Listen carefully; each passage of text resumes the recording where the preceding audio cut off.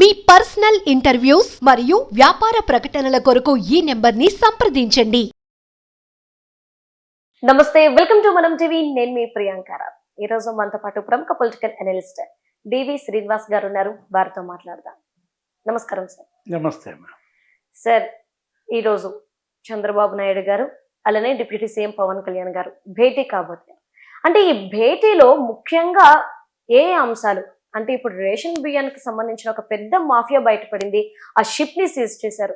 దీంతో పాటు ఎవరైతే సోషల్ యాక్టివిస్టులు ఉన్నారో, అనుచితంగా మాట్లాడుతున్నారో వాళ్ళ మీద కేసులు. సో ఈ రెండు అంశాలు ఈ చర్చలో వచ్చే ఛాన్సెస్ ఉన్నాయా? అంటే పవన్ కళ్యాణ్ మంట పుట్టిస్తున్నాడు. అవును. ఎందుకంటే డిప్యూటీ సీఎం పవన్ కళ్యాణ్ నెలకోటి తీసుకున్నట్టున్నాడు.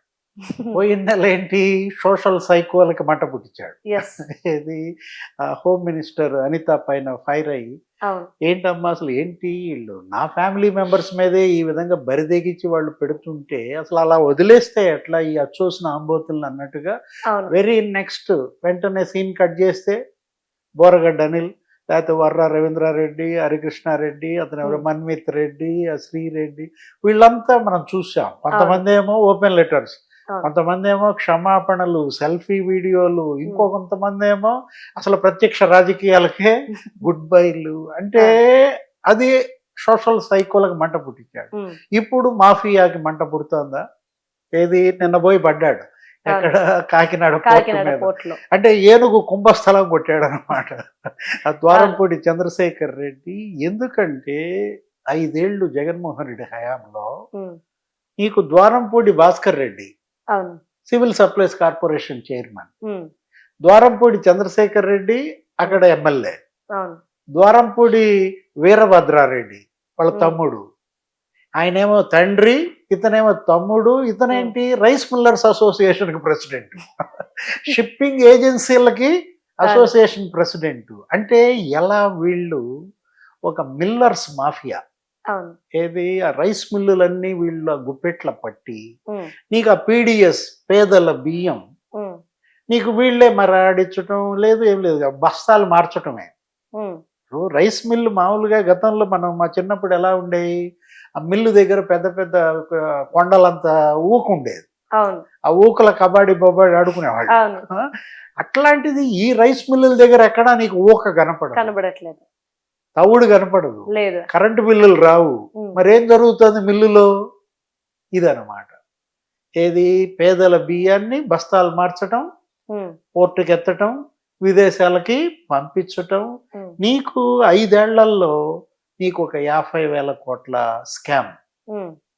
అంటే దీని బడ్జెట్ 12,800 కోట్లు సంవత్సరానికి, కేంద్రం ఇచ్చేది కానీ రాష్ట్రం ఇచ్చేది కానీ. నీకు అక్కడే 65,000 కోట్లు. దాంట్లో ఏం జరిగింది, ఏడాదికి 12,800 కోట్లు ఖర్చు పెడుతుంటే ప్రభుత్వం 2,000 కోట్లు కూడా పేదలకు చేరదు.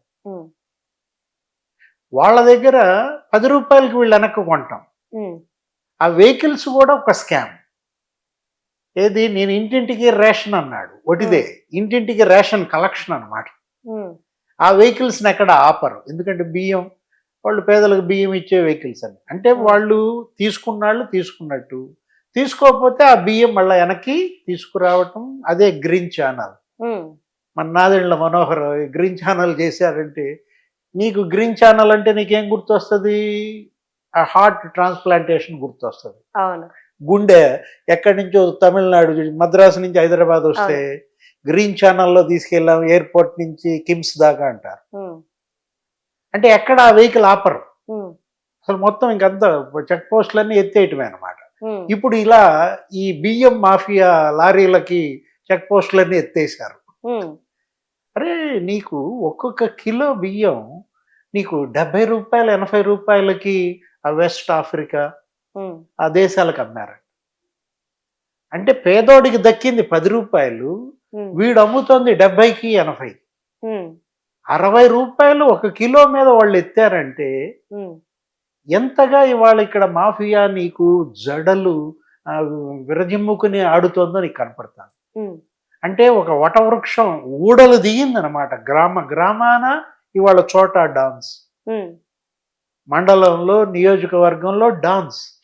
ఇక ఇది స్టేట్ డాన్ అన్నమాట ఇతను. అది ఈ ఇతర రాష్ట్రాల నుంచి కూడా బియ్యం వస్తుంది వీళ్ళకి. ఉమ్, ఇప్పుడు కేవలం ఏపీ బియ్యం కాదమ్మా, ఇది తెలంగాణ బియ్యం కూడా వీళ్ళే. ఓకే. నార్త్ స్టేట్స్ నుంచి బియ్యం వీళ్ళే. అంటే కాకినాడ పోర్టు నుంచే నీకు 1,31,00,000 టన్నులు ఉమ్, ఎక్స్పోర్ట్ చేశారంటే 3 ఏళ్లలో 2 కోట్ల టన్నులు. అవును. విశాఖలో ఒక 38 లక్షల టన్నులు, ఉమ్, నీకు కృష్ణపట్నంలో ఒక 25 లక్షల టన్నులు, గంగవరంలో ఏదో 2 లక్షల టన్నులు. అవును. అంటే అసలు ఎలా పేదల పొట్టగొట్టి ఈ గద్దలు వేసాయో కనపడతా.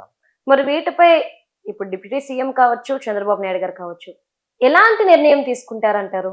పడ్డాడు పోయి, ఏది మాఫియా మీద నీకు పిడుగు పడ్డాడు అనమాట. మన కాకినాడ పోర్టులో ఏంటి, సీజ్ ద షిప్ అన్నాడు. అవును. ఆ షిప్ సీజ్ అయినా కాకపోయినా అది వేరే విషయం. ఇవాళ seize the mafia.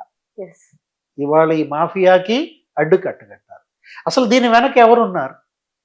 Nadella Manohar 15 రోజుల క్రితం ఏమని చెప్పాడు, ఏదో ప్రెస్ మీట్ లో 5 IPSలు ఉన్నారు, 5 IASలు ఇన్వాల్వ్ అయ్యారంటున్నారు. అంటే వాళ్ళ సహకారం లేకుండా ఏది పోలీస్, రెవెన్యూ కుమ్మక్కై ఇవాళ గ్రీన్ ఛానల్ చేశారన్నమాట దీన్ని. అంటే ప్రజా ప్రతినిధులు, అధికారులు ఇవాళ ఇందులో ఈ మాఫియాలో సూత్రధారులైన పరిస్థితుల్లో మాఫియాకి పార్టీ లేదు. మాఫియా ఏంటి, ఎవడు అధికారంలోకి వస్తే వాడికి మామూళ్ళు ఇచ్చేస్తుంది. ఇప్పుడు కొత్తగా గెలిచిన ఎమ్మెల్యేలు వాళ్ళని ప్రలోభ పెట్టడం, 30 లక్షలు అంటే రోజుకు 1,00,000, రోజుకు 1,00,000 వస్తుంటే 30 లక్షలు ఒక ఎమ్మెల్యే అంట. మరి 4 నెలలు అడ్వాన్స్ కావాలన్నాడు. అంటే 25 లక్షలకి బేరం కుదిరితే 4 నెలల అడ్వాన్స్ అంటే ₹1,00,00,000. అరే అసలు అది తప్పు. ఎందుకంటే నీకు మార్పు కోసం నీకు ఓటేశారు. ఇవాళ ఓటేసింది ఆ రేషన్ మాఫియాని శిక్షించారు. వరంపూడి చంద్రశేఖర్ రెడ్డి ఓడిపోయాడు కదా. ఎంత ఓట్లతో ఓడిపోయాడు? 56,000 ఓట్లతో ఓడిచ్చారు. ఒకడిని 90,000తో ఓడిచ్చారు, ఒకడిని 80,000తో ఓడిచ్చారు. అంటే ప్రజలు ఎంత చీకొట్టారో ఈ రైస్ మాఫియాని ఇవాళ కళ్ళ ముందు కనపడుతోంది. మీరు ఈగిల్ పెట్టారు, ఏది గంజాయి మాఫియా, డ్రగ్స్ మాఫియా, వీటిపైన ఏంటి అది ఎలైట్ యాంటీ నార్కోటిక్స్ గ్రూప్ అని చెప్పి లా ఎన్ఫోర్స్మెంట్ అంటూ ఏదో అబ్రివేషన్ ఈగిల్. ఇవాళ దీన్ని కూడా ఈగిల్ కిందకి తెస్తారా, లేదు దీని మీద ఇంకో టైగర్ని వదులుతారా? మనకు అనవసరం. మీరు రూట్ అవుట్ చేయాలి, వాళ్ళ సమూల ప్రక్షాళన జరగాలి. సార్ అంటే ఇది ఒక్కటే కాదు, సోషల్ యాక్టివిస్టుల మీద కూడా పవన్ కళ్యాణ్ గారు ఈ 2 రోజుల క్రితం చూస్తే చాలా సీరియస్ అయ్యారు. అంటే డిప్యూటీ సీఎం ఫ్యామిలీ మీద, ఆయన మీద కామెంట్స్ చేస్తే వారిని అరెస్ట్ చేయకుండా ఉన్నారు అంటే ఎలా చూడాలి? నన్ను ప్రజలు అడుగుతున్నారు, ఏం సమాధానం చెప్పాలి, వాళ్ళని అడుగుతానన్నారు. అంటే లా అండ్ ఆర్డర్ నా చేతుల్లో లేదు, హోంశాఖ నా చేతుల్లో లేదు అంటూ కూడా ఘాటు వ్యాఖ్యలు చేశారు. అంటే ఎలా చూడాలి ఈ వ్యాఖ్యల్ని? ఈ భేటీలో ఈ అంశం కనుక చర్చకొస్తే చంద్రబాబు నాయుడు గారు ఎలాంటి డెసిషన్ తీసుకునే ఛాన్సెస్ ఉన్నాయి? అంటే పవన్ కళ్యాణ్ సీరియస్ అయిన తర్వాత నీకు సోషల్ సైకోలు కంట్రోల్ అయ్యారు. ఇవాళ కోర్టులు సీరియస్గా ఉన్నాయమ్మా. అవును. హైకోర్టు వీళ్ళు క్వాష్ పిటిషన్ వేశారు. ఎవరి దాకా ఎందుకు, రామ్ గోపాల్ వర్మ పక్కన పడేశారు. ముందస్తు బెయిల్కి వెళ్ళారు. ఇవాళ ముందస్తు బెయిల్ పిటిషన్స్ కూడా పక్కన పడేస్తున్నారు. ఈ రోజు సజ్జల భార్గవ రెడ్డి సుప్రీంకోర్టుకి వెళ్ళాడంట.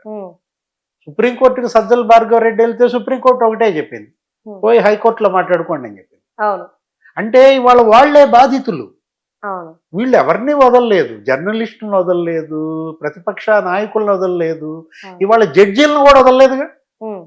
జడ్జీలు ఏదో తీర్పిస్తే ఆ 3 రాజధానుల బిల్లు అది క్యాన్సిల్ చేస్తే ఆ జడ్జీల మీద కామెంట్స్ పెట్టారు. ఎలక్షన్ కమిషనర్ అతనికి కులం ఆపాదించారు, నిమ్మగడ్డ రమేష్ కుమార్. అంటే ఇలా పేట్రేగిపోయిన ఈ సోషల్ సైకోల భరతం పడుతోంది. ఇవాళ పోలీసే కాదు, కోర్టులు కూడా కన్నెర్ర చేసిన నేపథ్యంలో తగ్గింది. గమనించినట్లయితే నువ్వు ఒక 4 రోజులు 2 నెలల నుంచి అందరూ క్షమాపణలు చెప్తున్నారు, సెల్ఫీ వీడియోలు. మనం ఇందాక అనుకున్నాం, అసలు పోసాని కృష్ణమురళి అయితే నా కుటుంబం బాధపడుతుంది, నేను రాజకీయాల నుంచి తప్పుకుంటాను, నా కొడుకు నన్ను అడిగాడు ఇలా ఎందుకు చేసావని చెప్పి ఆయన ఫ్యామిలీని కూడా ఇన్వాల్వ్ చేశారు. రామ్ గోపాల్ వర్మ కూడా ఏది నిన్న మొన్న ఏదో ఛానల్స్ లో మాట్లాడుతూ ఇక రాజకీయ సినిమాలకి తీయనని అప్పుడే చెప్పాను. అవును. అంటే ఇవాళ బొమ్మ కనపడింది, అవును. ఇవాళ దిమ్మ తిరిగింది అనమాట. సార్ ఇంకొకటి ఏంటంటే ధైర్యంగా వాళ్ళు అన్న మాటలను ఒప్పుకునే స్టేజ్ లో కూడా వాళ్ళు లేరు. నేను అనలేదు, నాకు తెలీదు, నాకు సంబంధం లేదు అన్న స్టేజ్ కి వాళ్ళు వచ్చేసారు. ఇప్పుడు వాళ్ళు ఏమంటున్నారంటే ఏడాది క్రితం పెట్టిన పోస్టులకి ఇప్పుడు మనోభావాలు దెబ్బతిన్నాయా, అవును ఇప్పుడు కేసులు పెడతారా, అవును. మేము ఎవరి మీద అయితే పోస్టులు పెట్టామో వాళ్ళు పెట్టలేదు కేసులు ఉమ్, అంటే చంద్రబాబు పెట్టాలా, పవన్ కళ్యాణ్ నీ మీద కేసు పెట్టాలా? ఉమ్, ఇక్కడ ఏంటి వాళ్ళ అభిమానులు పెడతారు, ఉమ్, వాళ్ళు మనస్తాపం చెందినటువంటి వాళ్ళ ఫ్యాన్స్ పెడతారు. ఉమ్, ఇప్పుడు రామ్ గోపాల్ వర్మ మీద మనం ఏదో పెడతాం, ఉమ్, ఆయనే మన మీద కేసు పెట్టాలా? ఆయన ఫ్యాన్స్ ఎవరైనా పెట్టచ్చు మన మీద కేసు. అవును ఇవాళ ఏంటి మీకు ఇచ్చిన భావ ప్రకటన స్వేచ్ఛ ఇలా దుర్వినియోగం చేస్తానని ఇంట్లో వాళ్ళని రోడ్డు మీదకి ఈడుస్తావా? ఉమ్, ఇప్పుడు నీకైతే పెళ్ళాం బిడ్డలు మేము వదిలేసాం, ఉమ్, కానీ మిగతా వాళ్ళు అట్లా కాదు కదా. ఇవాళ నీకు భావ ఆ, ఇది లేదని, ఎమోషన్స్ లేవని నువ్వు చెలరేగిపోయినట్టుగా నా ఇష్టం అంటే ఇక్కడ ఈ కోర్టులు ఒప్పుకో. నువ్వు పుస్తకం రాయొచ్చు నా ఇష్టం అని, కానీ రేపు పొద్దున కోర్టులో నిలబడి నా ఇష్టం అన్నావు అనుకో ముందు లోపలైనట్టు. ఓకే ఇప్పుడు నీకంత స్వేచ్ఛ ఇక్కడ ఆర్టికల్ 19 ఇవ్వలేదు. ఓకే. ఇతరులని గాయపరచని రీతిలో నీ స్వేచ్ఛను నువ్వు అనుభవించవచ్చు, ఉమ్, ఇది రాజ్యాంగం చెప్పింది. ఉమ్, అంతే తప్ప ఇప్పుడు నీ చేతిలో హ్యాండ్ స్టిక్ ఉందమ్మా, ఉమ్, నువ్వు వాకింగ్కి వెళ్తావు, ఇట్లా గిర్రం తిప్పుతా ఉంటావు, ఎంతవరకు తిప్పుతావు? నా ముక్కు పగలనంత వరకు. అవును నీ హ్యాండ్ స్టిక్ నా ముక్కు పగిలితే నేను పట్టుకుంటా. అవును. అంటే ఏంటి, మీ హద్దుల్లో మీరు ఉండాలి. కానీ ఇవాళ ద్వారంపూడి చంద్రశేఖర్ రెడ్డి లేకపోతే ఇవాళ మాఫియా భరతం పడతారు, ఉమ్, సోషల్ సైకోలు దారికి వచ్చారు. ఉమ్, ఇప్పుడు ఇక మాఫియాలే. రైస్ మాఫియా రేపు దారికి వస్తుంది, ఉమ్, గంజాయి మాఫియా పైన ఈగిల్ ఉక్కుపాదం మోపింది. ఉమ్, ఈ రోజు కేంద్రం కూడా ముందుకు రావాలి. ఉమ్, ఎందుకంటే ఇందాక మనం అనుకున్నాం, ఇది ఒక రాష్ట్ర రైస్ కాదు, ఉమ్, అనేక రాష్ట్రాల నుంచి రైస్ తెప్పిస్తున్నారు. అవును 2 లక్షల కోట్ల బడ్జెట్. ఎస్. జాతీయ ఆహార భద్రత ఆ మిషన్ ఎంతంటే 2 లక్షల కోట్లు. మీరు పేదలకు ఇస్తే వాళ్ళకి చేరుతోంది 20,000 కోట్లు కూడా చేరట్లేదు. అవును 80,000 కోట్లు వీళ్ళు ఈ పంది కుక్కలు మేసేస్తున్న నేపథ్యంలో ఉమ్, నిన్న పవన్ కళ్యాణ్ ఇంకో మాట అన్నాడు, ఈ పోర్టులన్నీ కబ్జా చేశారు.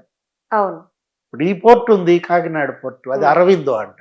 అవును ఆ కేవీ రావునో ఎవరినో హింసించి ఇవాళ అతన్ని ఆయన కుటుంబ సభ్యుల్ని బెదిరించి 41.12% అరవిందో రాసేసుకుందని. అవును దానిపైన ఎంక్వైరీ జరగాలి. అట్లాగే కృష్ణపట్నం పోర్టు అది అదానీ పరం చేశారు, ఆయన ఎవరినో బెదిరించి అక్కడ ఉన్నటువంటి విశ్వేశ్వరరావు నవయుగ. అవును ఇవాళ గంగవరం పోర్టు వాళ్ళ చెల్లె తిడుతోంది, జగన్ చెల్లి. అవును 640 కోట్ల వాటా అమ్మేస్తావా నువ్వు? 9,000 కోట్ల వాటా అంట. గవర్నమెంట్ షేర్ 9,000 కోట్లు ఉంటే దాన్ని 640 కోట్లకి అదానీకి అమ్మేశాడని. వీటన్నిటిపైన దర్యాప్తు జరపాలి, పోర్టుల పైన నిఘా పెట్టాలి. ఎందుకంటే అది జాతి భద్రత. ఓకే అదే అన్నది Pawan Kalyan. Yes. Maritime policing ఏం చేస్తోంది అన్నాడు. అవును 20 మంది అంట పోలీసులు. అవును ఇవాళ దేశం మేల్కోవాలి, కేంద్రం మేల్కోవాలి, ఉమ్, ఈ మాఫియాకి అడ్డుకట్ట వేయాలి. Thank you so much. నమస్తే.